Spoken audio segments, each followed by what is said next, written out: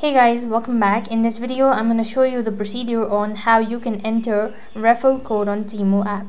So to enter a referral code on Temu app, you have to follow the steps. So for the referral code, you could go ahead and use it as a payment method during the checkout process as well in order to get certain amount of discount, or you could go ahead and directly apply it.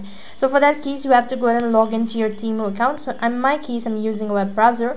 You can use an application. Either way, the procedure is going to remain the same. The slight changes might be with the positioning of the particular features. So I'm going to go ahead and press the profile icon first of all, and when you do that, you'll be able to see all of these sort of interface. So here you have to go to the coupons and offer. As you click on it over here, you can go ahead and directly apply the coupon.